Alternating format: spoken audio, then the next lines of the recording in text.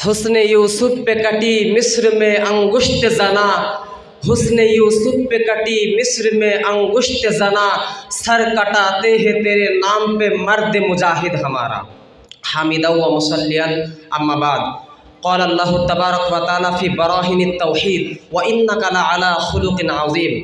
حضرت الرئیس الاجتماعی الکریم وسیدنا الشیخ فی الجامعۃ الرحمانیہ واساتذۃ الاجلہ ذی الصلاح والتقوی وزملاء الصالحین فی مسابقۃ اليوم، السلام علیکم ورحمۃ اللہ وبرکاتہ۔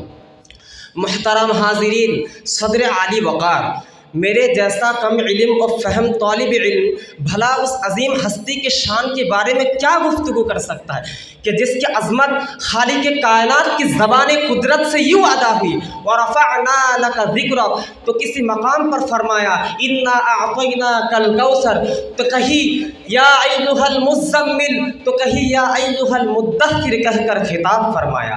ریسپیکٹڈ آڈینس، جس نے اپنے حسن اخلاق سے صرف مومنوں کے دلوں میں ہی نہیں بلکہ بے ایمان کفار مشرکین کے دلوں میں بھی اپنا الآمین نام کا اثر پھیلایا، اما جان آمینہ کے لخت جگر نور نظر صلی اللہ علیہ وسلم کے اوصاف اور کمالات آج میری تقریر کا اصل مقصد ہے۔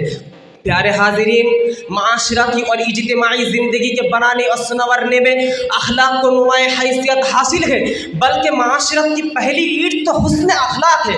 حسن اخلاق کے بغیر انسان صرف انسانی نہیں رہتا بلکہ درندگی اور بہیمیت پر اتر آتا ہے، اور ایسے ہی حسن اخلاق اپنی تمام زندگی میں اپنانے والوں میں سے سب سے پہلے جس عظیم ہستی کا نام آتا ہے وہ ہمارے آقا حضور صلی اللہ علیہ وسلم ہے، جو نام سارے جہان کو پتا ہے۔ محمد مصطفیٰ افضل ہے سارے رسولوں میں، جیسے ہوتا ہے گلاب افضل زمانے بھر کے پھولوں میں۔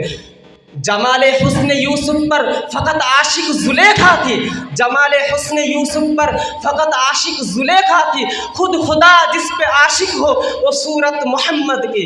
محترم حاضرین، آپ کو بتاتے چلے حضور صلی اللہ علیہ وسلم کے زندگی کے دو پہلو، ذات مصطفیٰ اور صفات مصطفیٰ پر ہاتھ لکھتے لکھتے ساکت ہو گئے، زبان مدحت کرتی کرتی خاموش ہو گئے، محقق تحقیق کرتے کرتے ملک عدم کو روانہ ہوئے، مفسر تفسیر کرتے کرتے موت کے آغوش میں چلے گئے، مگر ذات مصطفیٰ اور صفات مصطفیٰ کا ایک باب بھی مکمل نہ ہوا۔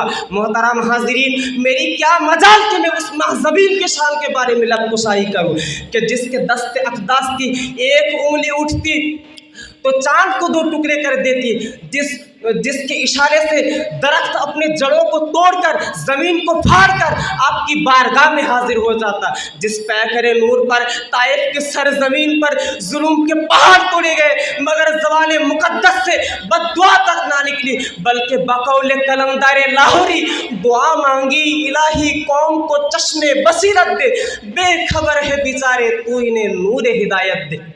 یہی اخلاق نبوی ہے۔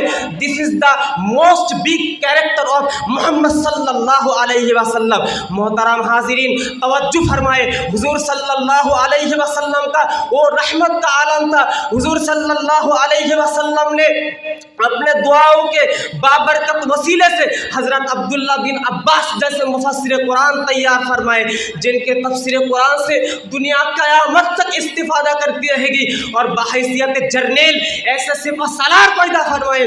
زمانہ جسے خالد بن ولید کے نام سے جانتا ہے، سچائی کی تربیت دی تو صدیق اکبر بنا دیا، عدل کا درس دیا تو فاروق اعظم بنا دیا، سخاوت کی نگاہ اٹھائی تو عثمان غنی بنا دیا، اور مکتب شجاعت میں علی شیر خدا بنا دیا۔ آخر پر حضور صلی اللہ علیہ وسلم کی تعلیمات اور سیرت کی روشنی میں حاضرین کو ایک پیغام دے کر اجازت چاہوں گا کہ محبت کی نظر اہل وفا کی شان پیدا کر، کہ محبت کی نظر اہل وفا کی شان پیدا کر، بلندی اور پستی کی ذرا پہچان پیدا کر۔ دماغ و دل کی اکثر قوتیں پنہا رہی ہے اب تک، کوئی ان کے ابھرنے کا اب سامان پیدا کر۔ نہ ہو ماحول سے مایوس، دنیا خود بنا اپنی، نہ ہو ماحول سے مایوس، دنیا خود بنا اپنی، دلوں میں حوصلے اور حوصلوں میں جان پیدا کر۔ تجھے تیری گزشتہ سربلندی پھر حاصل ہو، تجھے تیری گزشتہ سربلندی پھر حاصل ہو، او حکمت، او ہنر، او ذوق اے نادان پیدا کر۔ اور ضرورت ہے ماضی کی طرح روشن ہو مستقبل، کوئی خالد، کوئی عمر، کوئی ابوذر پیدا کر۔ وآخر دعوانا الحمدللہ رب العالمین۔ السلام علیکم ورحمۃ اللہ وبرکاتہ۔